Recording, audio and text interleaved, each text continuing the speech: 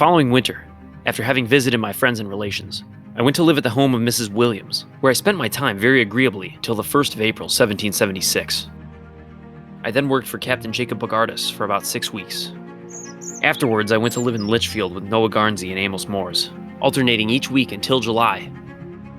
A few days after, independence was declared, and the militia was called up. I went with Captain Buell's company to New York, where my duty was not hard. I had to cook for the officers, serve as a barber, and assist the adjutant in making out regimental returns. I never mounted guard but twice, when I turned out voluntarily.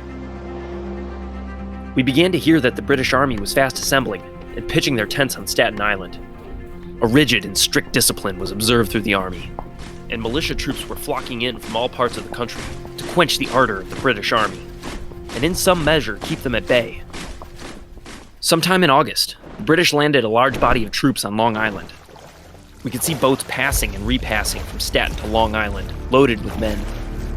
I went to the top of a roof, from which I could see the British soldiers were landing at the foot of the road, perhaps 3/4 of a mile south of Brooklyn Ferry. The movement of the marching British soldiers gave motion to their burnished arms, which came in contact with the rays of a brilliant morning sun, and to the eye gleamed like sheets of fire.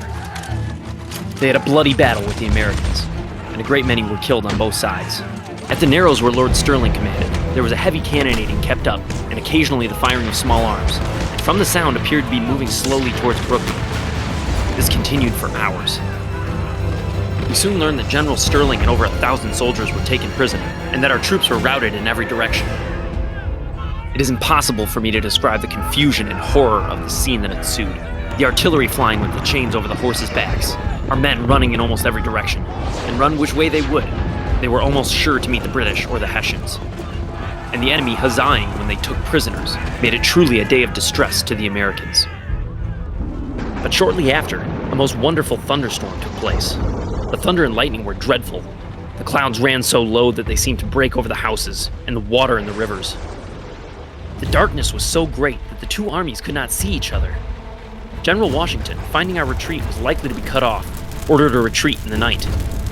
We were at length marched off in the night behind fires made along our entrenchments to the East River.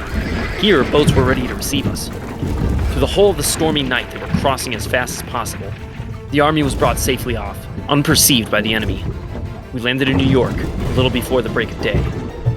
The next day, after the retreat from the island, we were ordered to Horn's Hook, opposite of Hell Gate, where we lay till I was taken sick. I was sent out of the camp with the other sick in a wagon across King's Bridge. Those with me put their baggage on the horse and sent me on. Sick and defeated, we began to trudge northward, back towards Connecticut.